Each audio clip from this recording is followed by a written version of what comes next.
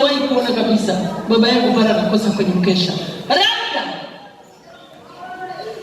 awe ana shida kubwa, na utaijua kazi alisimwezi kabisa.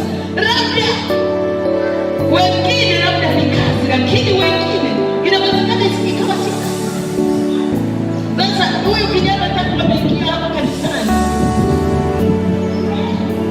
sielewi, lakini anakuwa kesha. Bwana asifiwe. Nafikiri tumemaliza naye mpaka juzi, mpaka Ijumaa, si ndio? Niliuliza Ijumaa sikufika, lakini nikasema Peter alikuwa. Wakasema Peter alikuwa.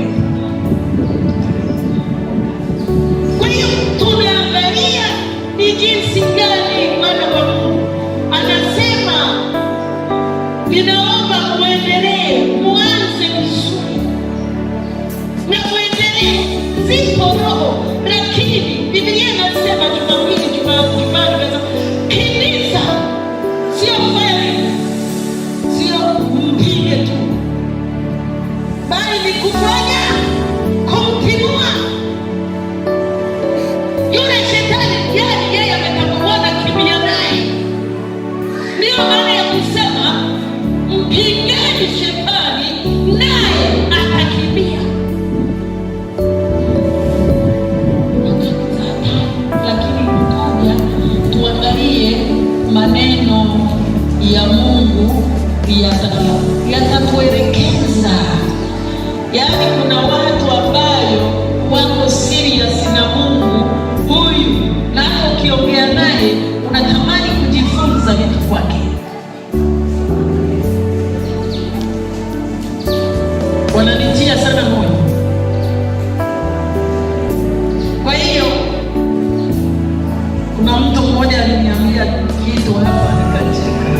Akasema, mchungaji, si wakati sasa hivi, ni wakati wa kutumika. Unaonaje unipe kazi? Unipe. Akasema wakati utafika. Kwa hiyo na ndio maana nikasema kwanza tufanye semina kwanza. Hebu tuangalie somo ambalo ninaenda kufundisha leo, lakini mwalimu asubuhi nimemaliza kila kitu. Waimbaji walivyokuja, nikasema sasa mimi nitahubiri nini? Hata kile nilichokiandika na chenyewe ndio hicho jamani. Nimeshangaa sana. Kumbe wakati kabla sijaandaa ujumbe huu, niliambiwa nimelala kabisa, niko katika kutafakari. Yaani Mungu ananiandalia somo, ananiandalia tena, nikaambiwa amka uanze kuandika mtiririko. Jana wakati ninasoma vitabu vingine, nikaandaa kabisa masomo mengine, lakini nikaambiwa yale niliyosema na wewe. Nafika hapa nakuta tayari. Kwa hiyo inawezekana Mungu ana makusudi na kanisa. Somo linasema hivi: ogopa kifo cha kiroho.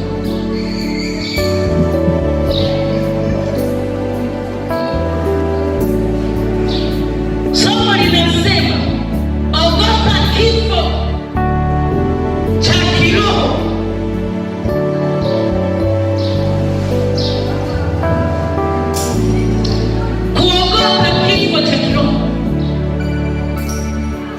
Watu wengine wanaogopa mvua tu. Mvua.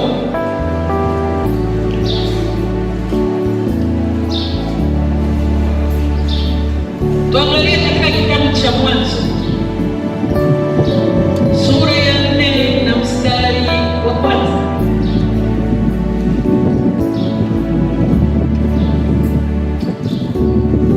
Baba, katika jina la Yesu nalikabidhi mikononi mwako, nitumie sawasawa na mapenzi yako. Tazama mioyo yetu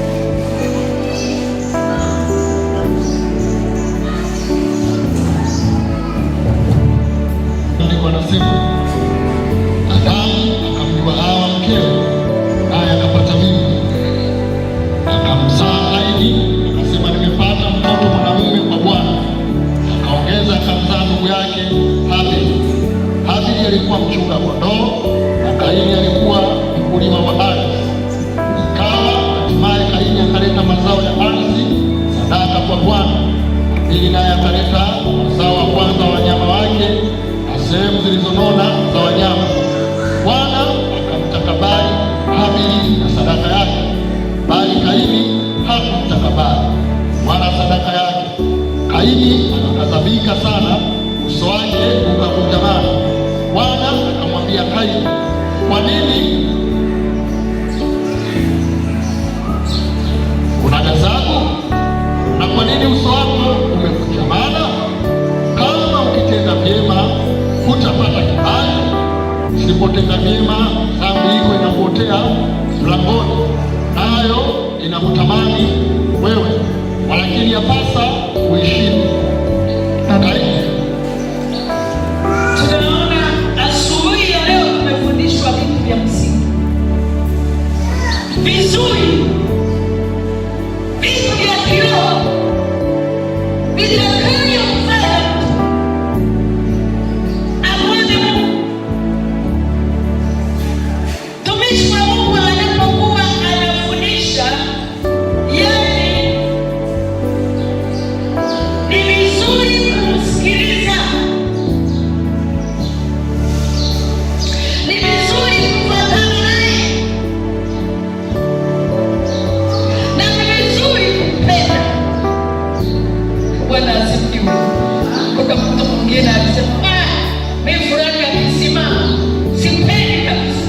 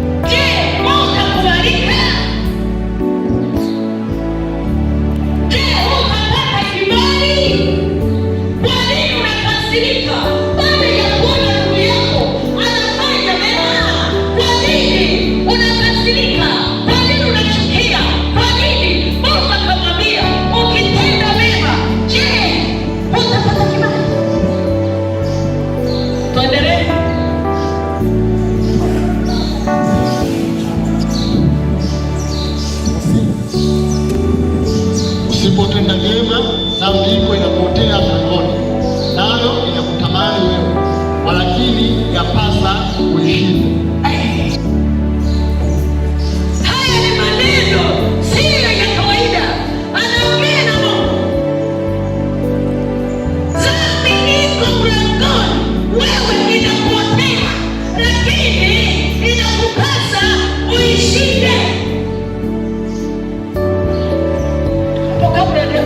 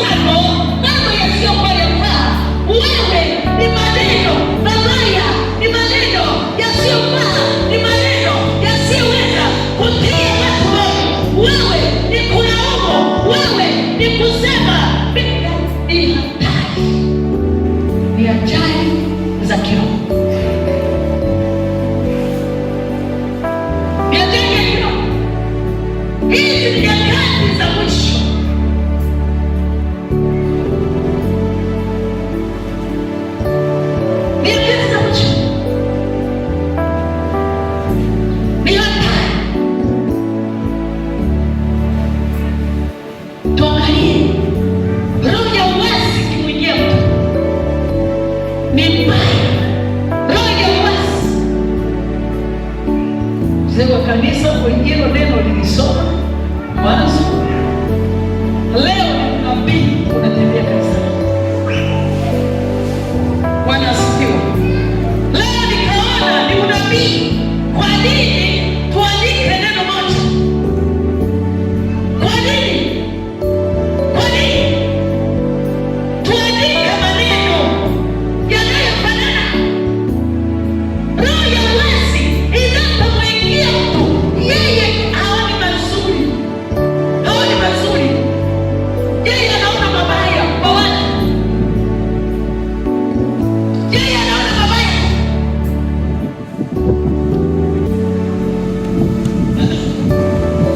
Kweli jamani, wewe unaona mabaya kwa watu mazuri.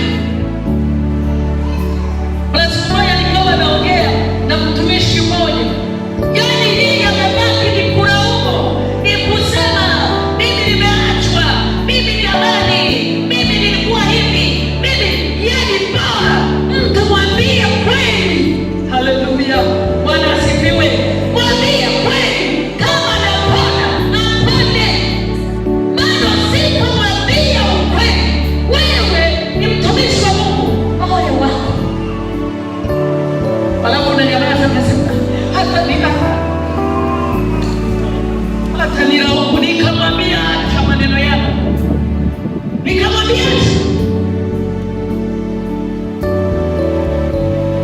Alafu ameniita nyumbani kwake, anaanza kunishawishi, anaanza kuniambia tufanye nini, mimi bwana kanisa. Nikamwambia acha, unaelekea kubaya, kanisa haifi.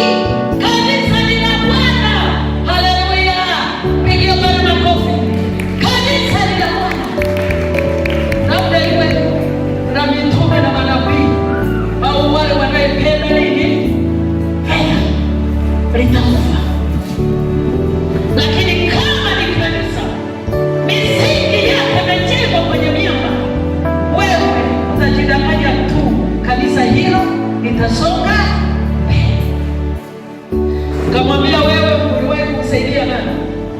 Wewe unaanza kusema hawanioni, hawanitazami, hawanipendi, wananinyooshea vidole, wanafanya hivi. Mimi jamani, kamwambia, niambie, wewe uliwahi kumsaidia nani katika maisha yako? Niambie, uliwahi kumsaidia nani?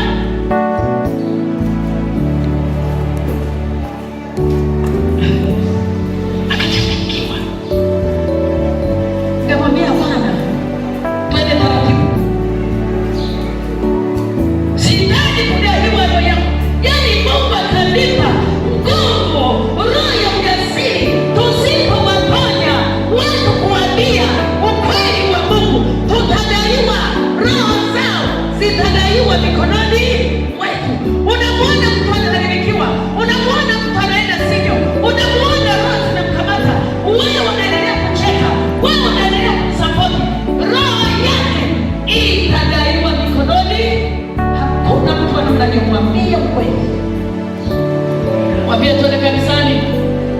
Haleluya. Tuende kanisani. Uponyaji wako utapatikana kwenye neno la Mungu. Bwana asifiwe. Haleluya. Tunaona. Tuangalie katika hicho kitabu cha Samueli, alisoma mtumishi wa Mungu sura ya kwanza. Samueli sura ya kwanza na mstari wa 15 na 20. Sura ya kwanza. Samueli wa kwanza 15, 20 na 22, maandiko yanasema, Sauli akamwambia Samueli, hakika mimi nimetii sauti ya Bwana, nami nimemleta Agagi mfalme wa Amaleki, tena na waangamiza wa Amaleki kabisa, ila watu walileta nyara na ng'ombe walio wazuri katika vitu vilivyowekwa watu, kusudi wavitoe dhabihu kwa Bwana Mungu wako huko Gilgali. Naye Samueli akasema, je, Bwana penda sadaka za kuteketezwa na dhabihu sawa na kutii sauti ya Bwana? Angalia, kutii ni bora kuliko dhabihu na kusikia kuliko mafuta ya beberu. Amina. Bwana asifiwe. Bwana apewe sifa. Yaani huyu tayari roho ya wasi maisha kuingia. Tayari roho ya wasi imekuingia. Angalia anachokiongea kwa unafikiri, maana wana nguvu, wana mbio, anapokuwa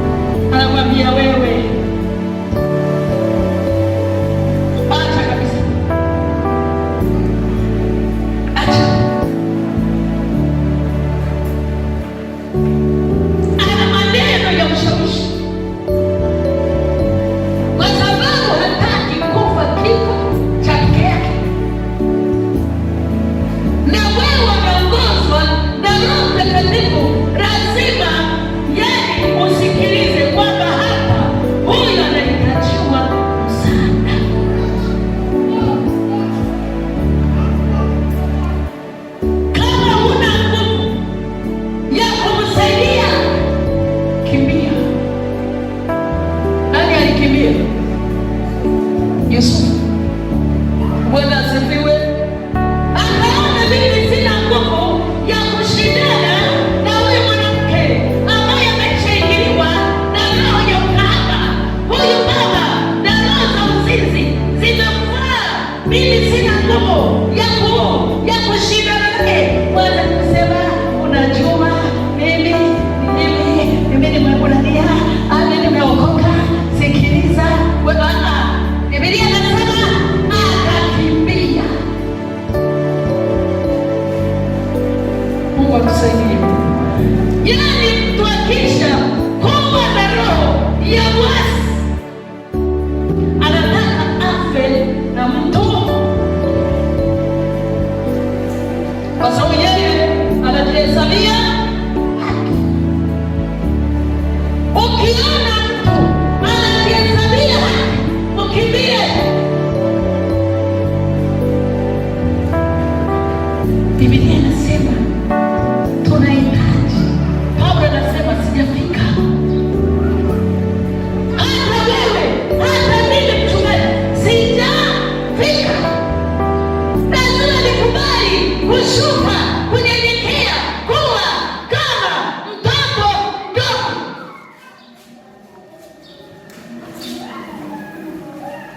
Unakufa umesimama, alafu watu wanakuona, mtu anakuona, watu wa pembeni. Tulikuwa wakati tuko chuoni, tulikuwa tunafundishwa, kuna masomo wanasema mtu akishaingiliwa roho ajijui. Yeye anabaki anajua mimi niko njiani, niko kwenye safari ya kwenda mbinguni. Yani anabaki hivyo tu. Yani wewe yuko pembeni unamjua kwamba huyu hayuko vizuri.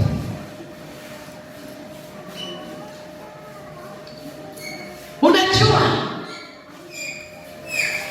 Biblia inasema tusipakanike. Haleluya. Bwana asifiwe. Tuangalie Mwanzo 3. Tuangalie katika kitabu cha Kumbukumbu. Samahani. Kumbukumbu 18 na mstari wa 9.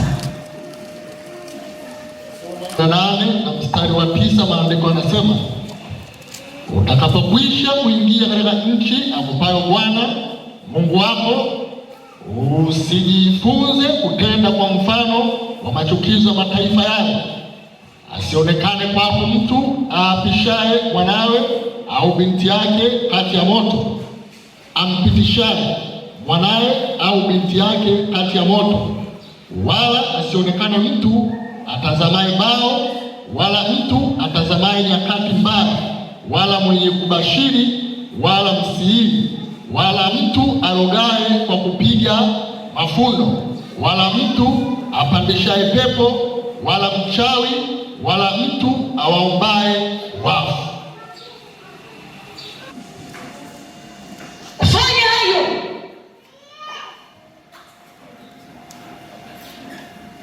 Watu wamekata tamaa ya kabisa, wanatamani kurudia kule wanako, lakini Mungu anawapa maagizo. Mungu amewaokoa, amewatoa kwenye ulimwengu mwingine.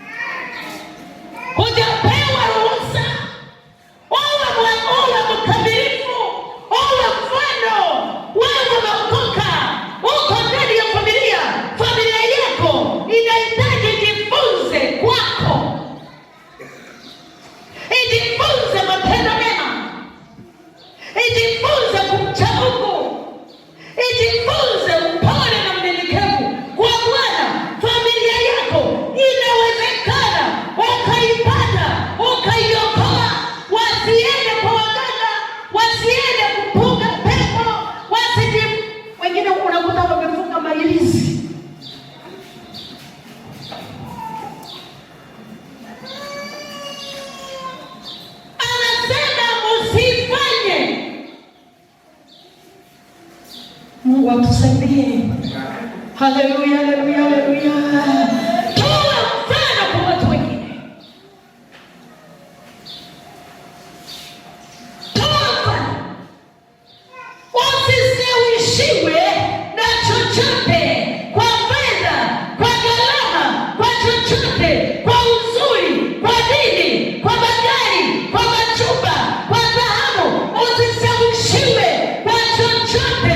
Bwana anasema msipende hayo, msifanye hayo.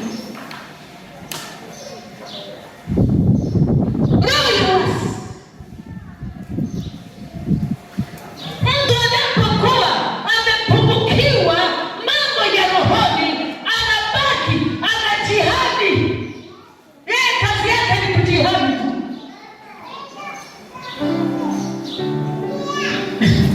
Anatafuta usalama, lakini haushiki haukamatiki. Lugha nyingine, si ndio? Umenielewa? Yani usalama haupo.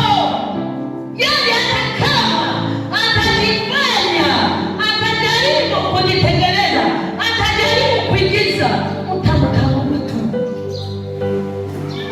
Roho Mtakatifu anafanya kazi gani sasa? Roho Mtakatifu anafanya nini? Yani ninakupa maandiko kayasome.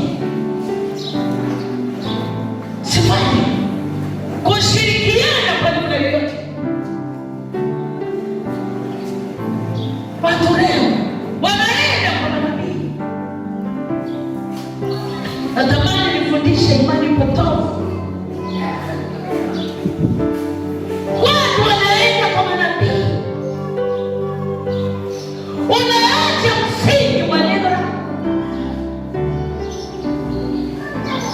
Unaenda unafikiri kule ndio kuna uponyaji. Uponyaji gani? Wewe Biblia inasema asiyefanya kazi na asili, si ndio? Wewe pokea funguo za magari, unakuta kutonya neno. Aendesha. Anaendesha nini? Gari.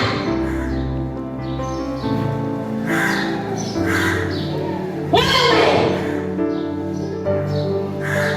Biblia tutaona na tutafuta muda. Mungu akusaidie sana. Manabii wa Mungu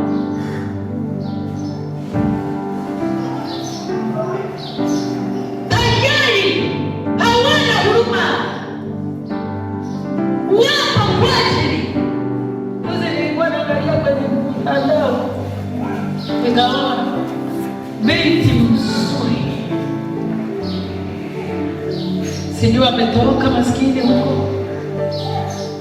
Kuna Freemason, halafu kuna nyingine inaitwaje? Romanati.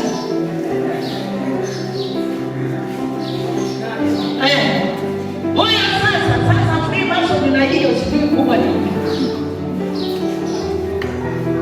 Ni vitendo. Akawa anasema ninatafutwa kuuawa, lakini nasema wakisha ingia kule kutoka ni gharama. Na hapa nikawa siku moja nafundisha, nasema usifanye masiara, usifanye mchezo.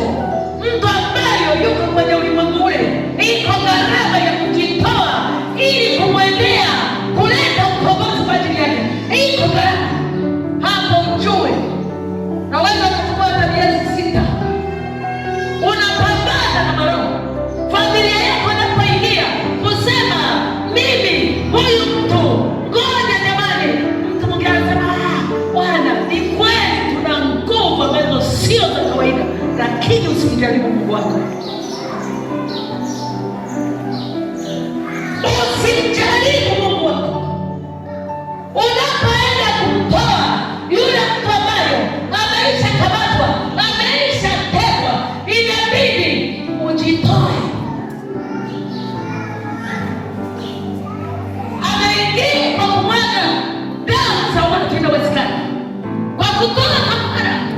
Na wewe Yesu ataangalia ulimwengu, maana ataangalia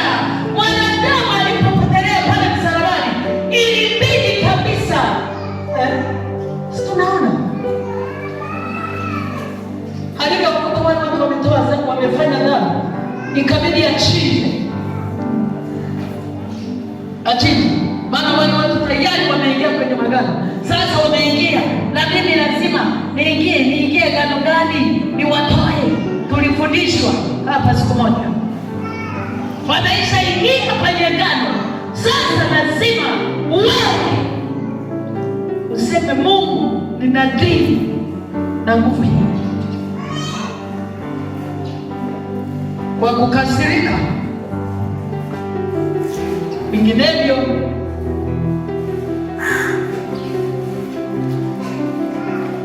yatari. Luka 18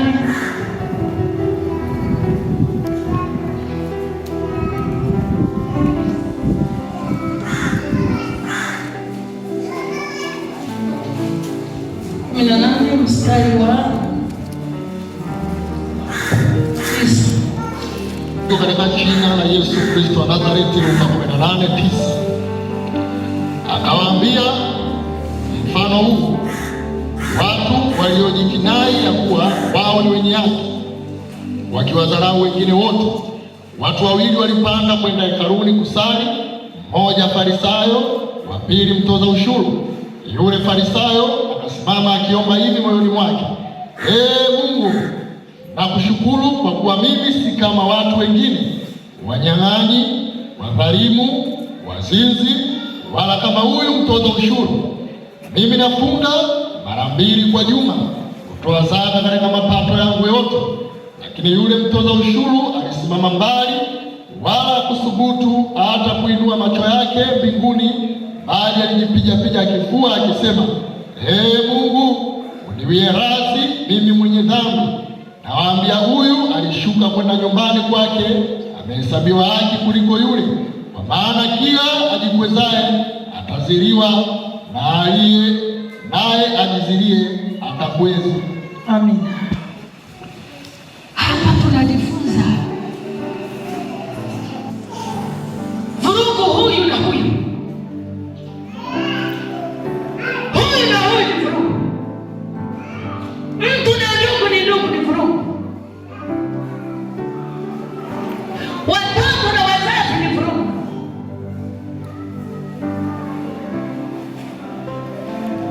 Akawa pia akasema, angalia, hakuna kujikweza, hakuna. Biblia inasema asomaye afahamu. Tumebaki tunajikweza. Mimi nisingekuwa mchungaji jamani, ningesema nipumzika hata miaka 3 kabisa. Nani anisaidia asimame hapa, mimi nikapumzika.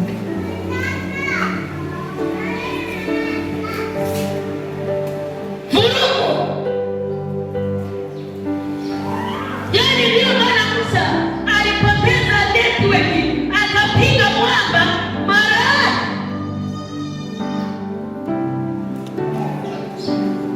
Kanisa limeharibika, kanisa halina mwelekeo. Tumebaki. Leo nilikuwa nasikia mzee pale anafundisha hivi, akatoa mfano wake.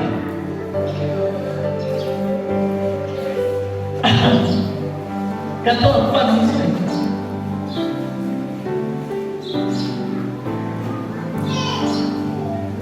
Umefanya? Sijafanya. Umefanya? Umekula kisamvu? Hamna. Kumbe kisamvu kitu hapa kinaonekana. Wewe hujana kisamvu kweli wewe? Mimi sijala jamani. Kaambia haya, njoo. Akaja. Ana kini nini? Hivi unajua yule mtu anajisikia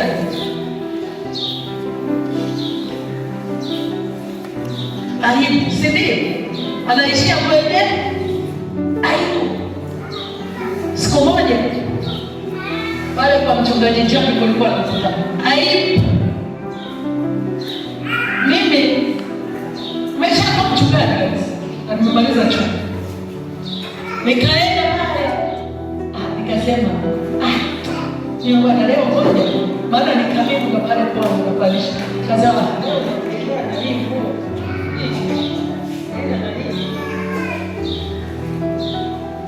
Halafu naenda kukaa mahali. Nikaondoka. Ile nguo, blouse mbali mbali. Ina kiharama.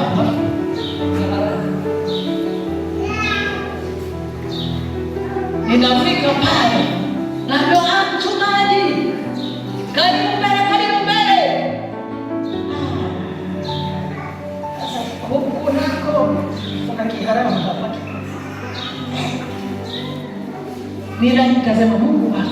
Ninafika hapa, ninaambiwa mchungaji, haya simame ukafungue kutana.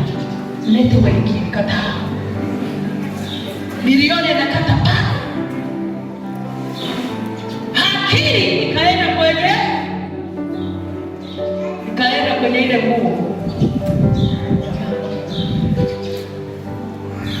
Niliomba na kwambia nimeshikiria. Wale niliokuenda nao kwenye mkutano walijua, maana niliwaambia ngoja niende bwana pale. Tena mama mmoja ambaye alikuwa ni shema soka za hapo mchungaji bwana. Wewe ngaza nini na bai hii? Halafu nakaa kule pa. Kumbe Mungu ameniona. Unafika haya, leo mchungaji leo ufungue mkutano. Akili yote ikahama pa. Ikaanza kuficha. Ili pale pasika. Ninadhani maisha ya kiroho ya kifa. Mara nyingi natoa mfano. Siku nyingine nikaibiwa. Ninatoka sana. Nilivyoibiwa mimi nikawaza mabaya juu ya yule mtu aliyeiba na namchua. Hapo ninaokoa bado kichanga kimeokoka, lakini nilikuwa na mwaka. Kasema hivi, Mungu ni muimbaji, mimi naimba, alafu nimepewa yani vipawa kule kanisani. Mchungaji ameshaniona kwamba huyu nikifika kasema Jumatano nafundisha.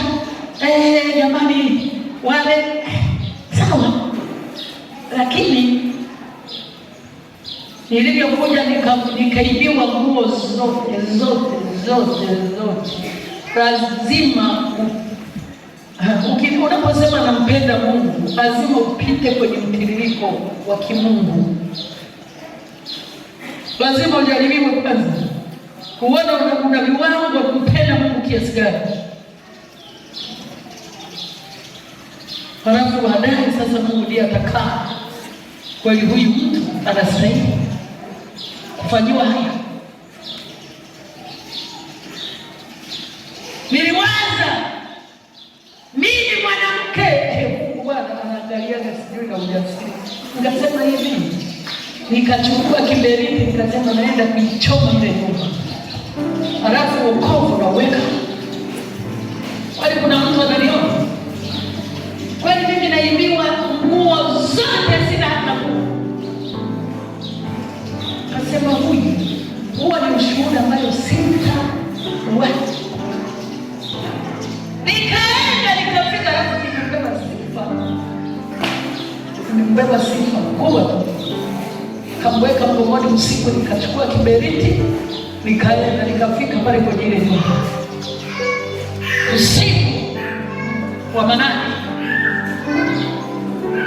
nikaangalia ile nyumba. Nikasema roho nyingine nasema hivi, ukija ukamatwa na huyu mtoto, ukasema nani? Shetani anakuchochea hivi, nani atakuona usiku huu? Fanya kazi yako uondoke.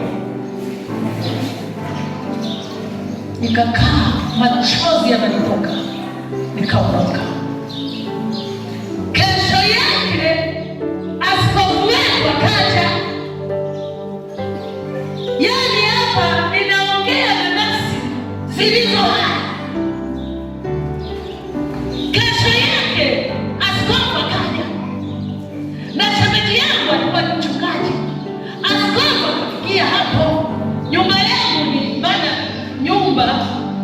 wanasema kaya, si ndio? Hiyo hapa mjomba, shangazi na hii tuko hivi. Kwa hiyo mimi yule askofu wakati anafika, wale hawajui kama mimi nilishaasi, hawajui kama nilishakuwa na roho ya uasi ndani yake. Alipofika wakakimbia, wakaja, njoo askofu amekuja. Nilimwangalia akamwambia toka tena, amekuja tukasalimie. Sasa nilivyoona hataki kuondoka wala hajaelewa, nikamwambia nakuja. Akaondoka, alafu nikafunga mlango nikalala. Alipofika askofu akamwambia habari zangu, akasema yuko wapi?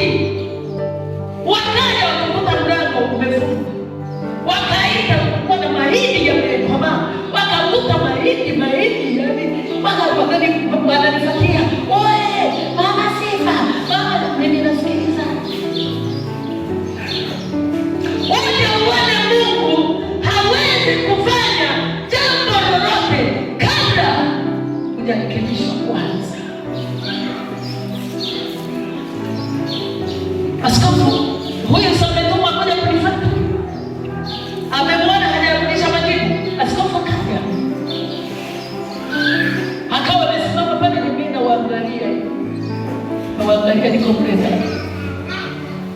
nikaona yule mama Sira kaja, kafungua mlango, sokoma mlango, ananikuta niko muda wa chungulia. Kama nyamaza, roho ya uasi inapomkamata mtu inakutesa.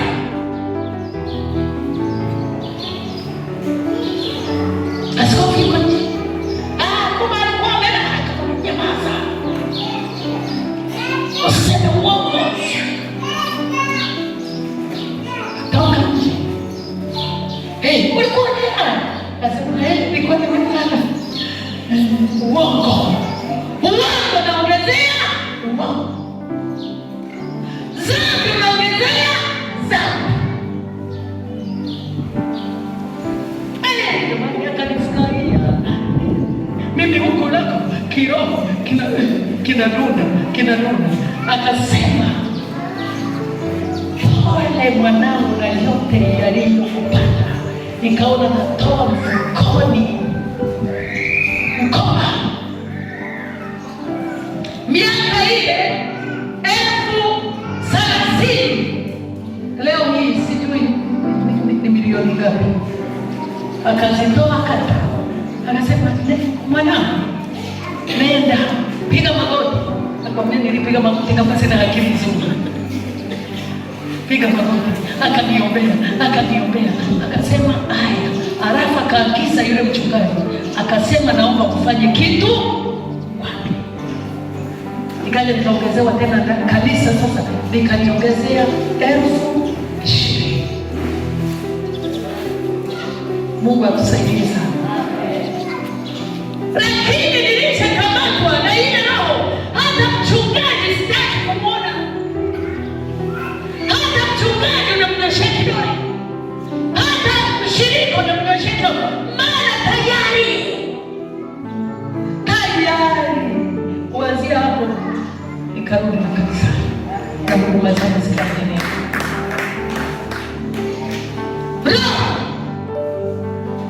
Maisha ya mwamini yakiharibika, yani ni siku za mwisho, yani shetani anatamani akumeze ungali hai. Anapoona unajitoa, anapoona jamani unaamuka unaomba maombi ya mwezi mzima, tuko hapa tunaomba, tunavunja roho za mauti, roho za magonjwa, roho za uzinzi, roho za namna yote, roho za hasara. Shetani anaangalia kwenye kamera, anasema wewe umeniweza na wewe umeweza.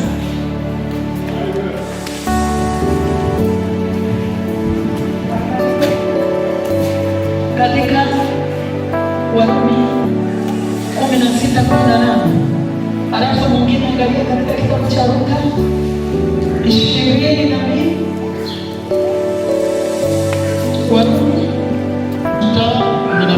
maandiko yanasema, kwa sababu walio hivyo hawamtumikii Bwana wetu Kristo, bali matumbo yao wenyewe, na kwa maneno laini na kujipendekeza waidanganya mioyo ya watu wanyofu.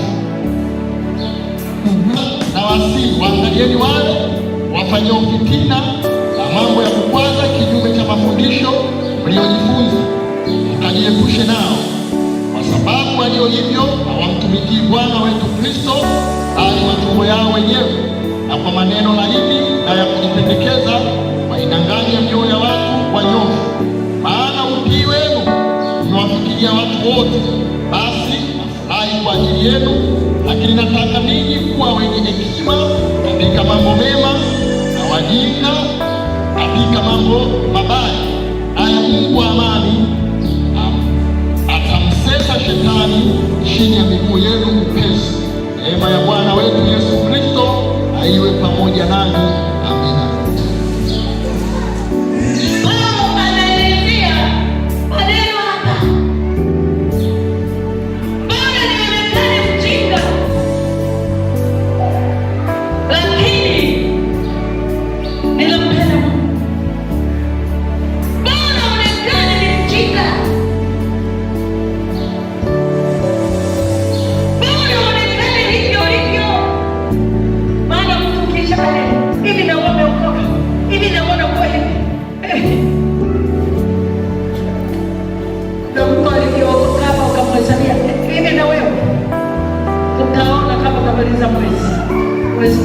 Tamaliza sijui wanamhesabia mwisho, wanaona inawezekana, kumbe inawezekana, kumbe inawezekana. Onekana mjinga kwa kutunza ushuhuda wa Kristo. Bwana asifiwe.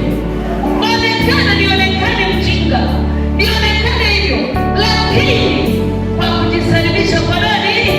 Kristo. Onekana hivyo.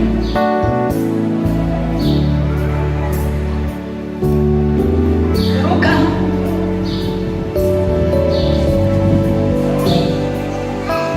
22:47 nitasoma.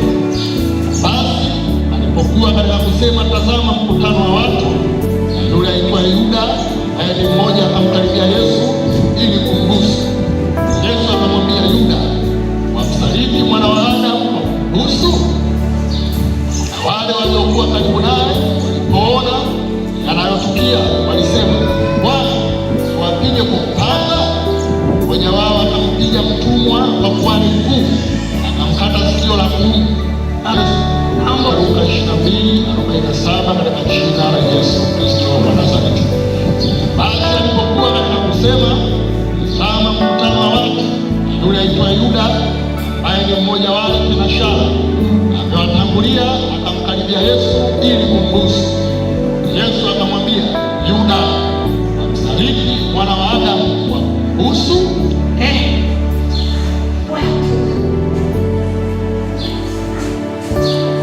Mara nyingi nawaambia jamani, tujisimamie, si ndio jamani?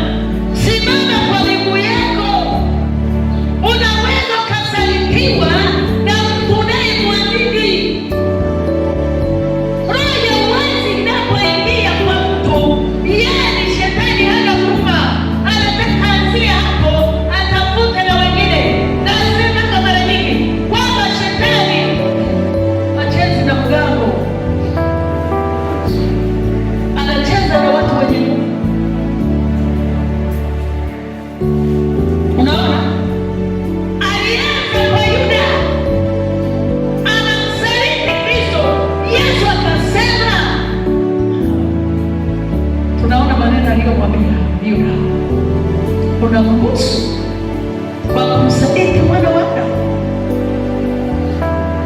unambusu kwa kumsaliti. Kanisa, tuwe makini. Mtu kabisa kabisa unayemwamini, 100% anaweza akakusaliti.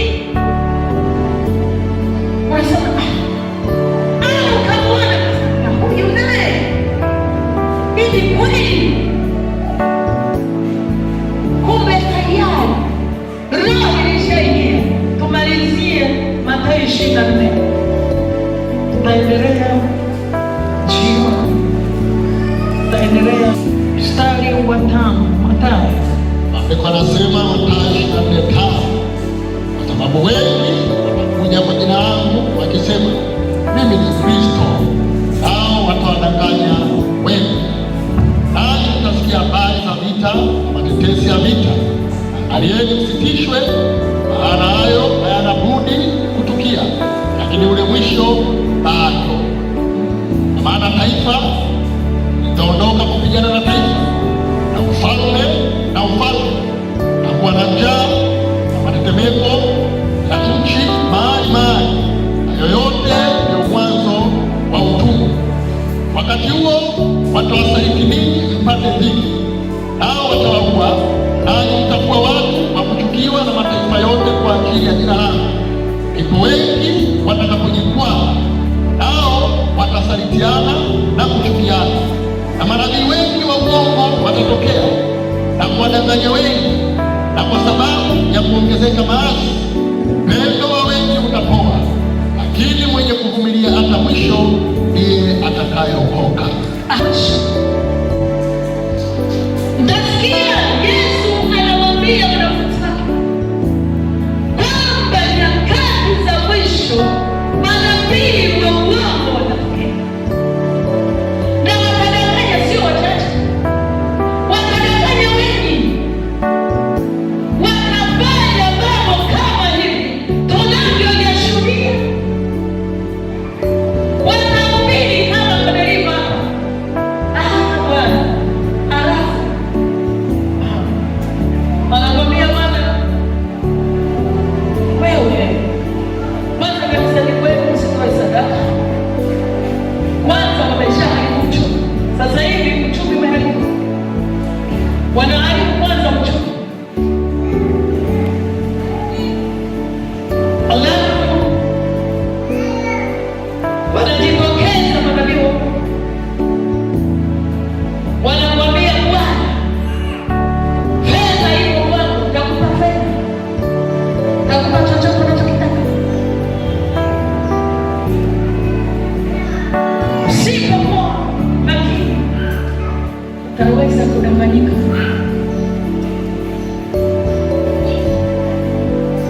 Si kwamba fedha ziko kwa Freemason, si kwamba fedha ziko kwa nani, kila kitu kiko kwa Mungu. Ana kila kitu.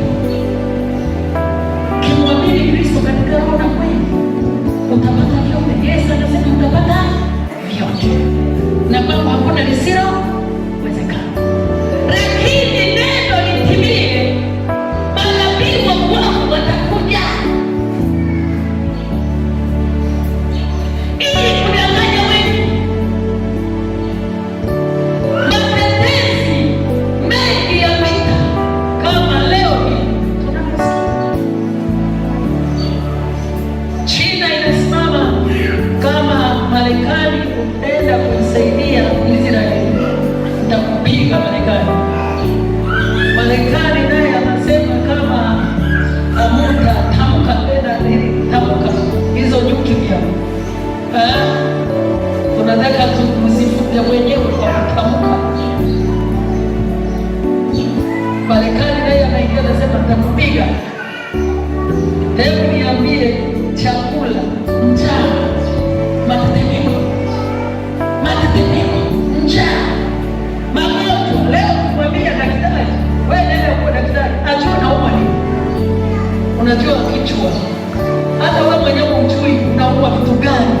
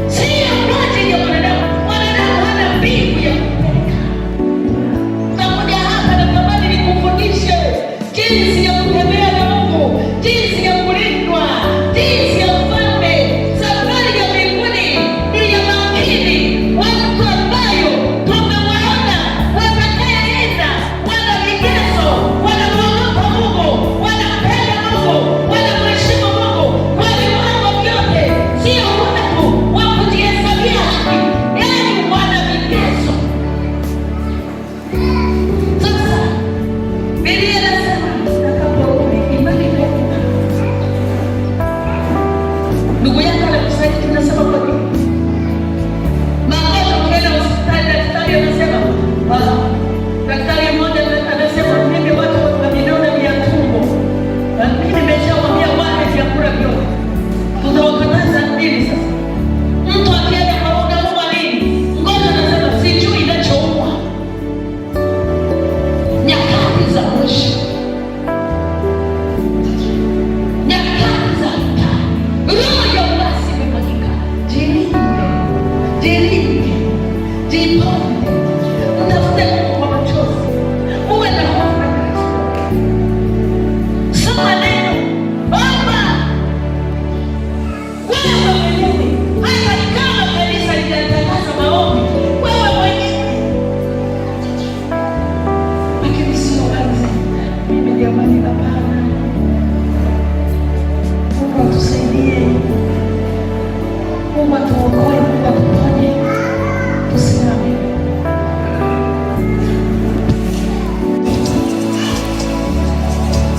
Hata kama ndugu yako hajaja kukuomba msamaha, ondoa mambo moyoni.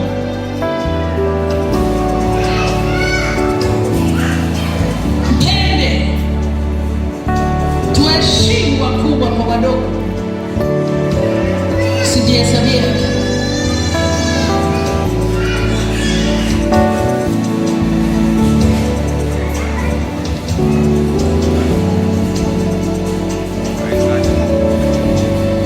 Sema Bwana Yesu, weka mkono wako juu. Sema Bwana Yesu, unihurumie kwa jina langu, nisije nikajihesabia haki. Ninaomba roho ya unyenyekevu, roho ya kushuka. Mungu nisaidie. Natamani Mungu kukuona siku ile utakapokuja. Mungu unichukue, nisaidie. Kwa nguvu zangu siwezi, bali wewe unaweza. Nisaidie, nithibitishe, najikabidhi mikononi mwako. Baba, naenda kuomba. Baba yangu, ni kweli hatuwezi, ni kweli hatuwezi. Hakuna anayeweza. Oh Mungu, hakuna anayeweza. Maana shetani anatutenda kwa, anatutenda vibaya, anatamani kuangamiza kanisa. Wewe Mungu uliyekufa msalabani, wewe ndio naye una uchungu kwa ajili yangu, una uchungu kwa ajili ya kanisa. Ulitoa damu yako kwa ajili ya kanisa, Bwana, ukafa pale msalabani, Mungu, kwa ajili ya mwanadamu. Lakini angalia ulimwengu unavyokwenda, ulimwengu unayumba sasa, ulimwengu umebadilika, umejazwa na ila za ibilisi na ila za shetani. Twende kwa nani? Maana kwako ndio kuna uzima. Tunaomba roho ya kushuka, tunaomba roho ya kunyenyekea. Oh, tusamehe, maana sisi ni wanadamu. Mfalme, angalia mama yule, angalia mama yule, anasema atakayevumilia mpaka mwisho. Oh, ndugu zetu wengine wameshindwa kuvumilia. Oh, Mfalme amani, tufanyeje juu ya ndugu zetu? Tupe roho ya kuomba, tupe roho ya kuwaombea tena. Oh, Mfalme amani, tusichoke kutenda mema, Mfalme, maana kila mmoja atalipwa kadiri ya kazi aliyoifanya siku ile. Asante Bwana kwa neno hili ambalo umenipa tangu asubuhi. Tumejifunza neno moja. Tusaidie kubebeana mizigo, kusaidiana, kuhurumiana, kutiana moyo, kujengana. Kazi ya mbinguni sio mchezo. Kazi ya mbinguni na mambo mengi, lakini unasema kila silaha itakainuka haitafanikiana yule kwa binti yule. Samehe Bwana, samehe Kristo Yesu, maana nguvu zetu ziko mbele yako. Unatuchunguza, unatujua jinsi tulivyo, tumepungukiwa wapi, tujazwe wapi, tuwe na viwango gani, tuwe na vigezo gani. Roho Mtakatifu, wewe ni mchungaji mwema. Chunga baba, chunga mabinti, chunga vijana. Kwa jina la Yesu nimepewa mamlaka ya kukanyaga nyoka na nge. Kila silaha itakainuka haitafanikiwa juu ya kanisa.